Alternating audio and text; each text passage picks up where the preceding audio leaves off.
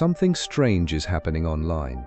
The generation that was raised by the feed is starting to walk away from it.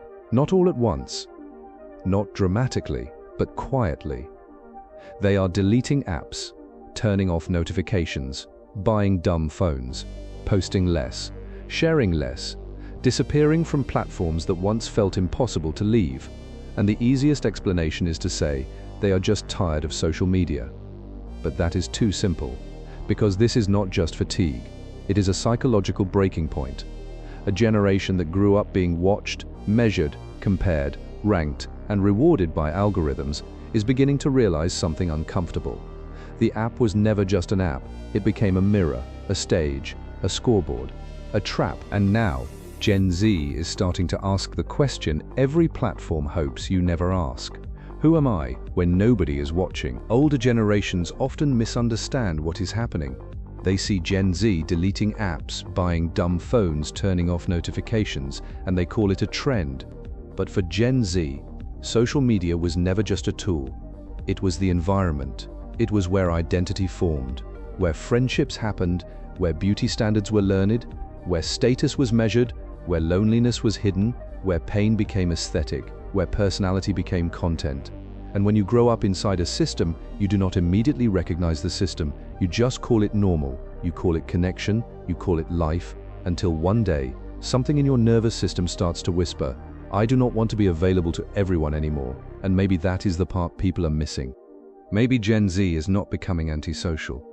Maybe they are exhausted from being socially accessible all the time. Social media gave Gen Z something powerful. Visibility, a voice, a place to belong, a way to find people who felt the same, looked the same, struggled the same, believed the same. And that part matters, because for many people the internet was the first place they felt seen, the first place they found community, the first place they realized, maybe I'm not the only one. But every gift came with a hidden contract. You can be seen, but only if you keep showing up. You can belong, but only if you stay visible. You can be validated, but only if the algorithm decides you are worth showing. And little by little, connection became performance, expression became strategy, personality became a brand, and the self became something you had to keep updating just to stay relevant. Because when your identity lives online, you do not just express yourself, you begin managing yourself. You ask, will this look interesting? Will this make people respond? Will this make me seem attractive, successful, funny, healed, unbothered? And slowly, without realizing it, you stop asking, what do I actually feel? And start asking, how will this be perceived? That is where the performance begins, not because Gen Z is fake, but because the environment rewards performance. It rewards the version of you that gets attention, the version that is easier to consume, the version that fits inside a post, a caption, a story, a reaction. And after years of doing that, privacy starts to feel strange, silence starts to feel unsafe, and being unseen starts to feel like disappearing. But maybe being unseen is not disappearing. Maybe it is where the real self finally gets to breathe. And this is why quitting social media is not just about screen time. It is about self-protection, because the human nervous system was never designed to live under constant evaluation, to wake up and immediately wonder who noticed you, who ignored you, who replied, who did not, who watched your story but said nothing. That kind of awareness becomes exhausting, not because you are weak, but because your brain starts treating social feedback like survival information. A like feels like acceptance, silence feels like rejection, visibility feels like safety, and disappearing feels like danger. So the phone stops being a device. It becomes a tiny emotional weather system. One moment, it makes you feel connected. The next, invisible. One moment wanted, the next, replaceable. And after years of living like that, some people are finally realizing peace is not found in being constantly reachable. Sometimes, peace begins when nobody can measure your existence for a while. But the hardest part is that social media does not always feel bad. That is what makes it powerful. Sometimes it gives you connection, sometimes it gives you laughter, sometimes it gives you a message at the exact moment you feel alone. And that unpredictability keeps the brain attached because the reward is not constant, it is random. You check once, nothing. You check again, still nothing. Then suddenly, a like, a comment, a message. a tiny sign that someone saw you, and your brain remembers that feeling. So it starts searching for it again, not because you're shallow, not because you lack discipline, but because the platform learned how to turn attention into a reward system. And once your nervous system gets trained by random validation, peace starts to feel boring, stillness starts to feel empty, real life starts to feel too slow. And that is when stepping away becomes difficult. Not because you love the app, but because your brain has been taught to expect emotional relief from the same thing that keeps disturbing it. So when Gen Z deletes the app, or turns off notifications, or chooses not to post, something strange happens. The silence feels louder than the noise. The empty space feels uncomfortable. The nervous system starts looking for the next signal, the next update, the next small proof that you still exist in other people's minds. And this is the part most people miss. Quitting social media is not just breaking a habit. It is breaking a relationship with a system that trained you to seek yourself through reaction, to know yourself through feedback, to feel real only when something outside of you responds. So the first stage of leaving does not always feel peaceful. Sometimes it feels boring, sometimes it feels lonely, sometimes it feels like nobody is paying attention anymore. But that discomfort is not failure. It is withdrawal from constant measurement. It is your mind remembering how to exist without being watched, and slowly, the quiet starts becoming less threatening. The present starts becoming more visible, and your life starts feeling like something you live, not something you have to prove. So maybe Gen Z is not rejecting connection. Maybe they are rejecting constant access.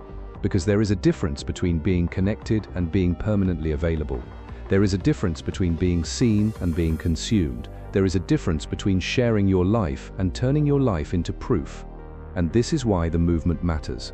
The dumb phone, the deleted app, the private account, the unread notification, the decision not to post every feeling, every meal, every achievement, every beautiful moment. It may look small from the outside, but psychologically, it is a boundary. It is the mind saying, not everything I experience has to become content. Not every emotion needs an audience. Not every part of me belongs to the internet. And that is not regression. That is self-protection. That is a generation beginning to understand that attention is not unlimited. Presence is not unlimited. Emotional energy is not unlimited. And if you give every piece of yourself to the screen, eventually there is nothing left for your actual life. So leaving is not just escape. It can be reclamation. A way of taking back the parts of yourself that was slowly converted into data. A way of remembering that your life still has value, even when nobody is watching. And this does not mean you have to delete everything tomorrow. Awareness is not extremism.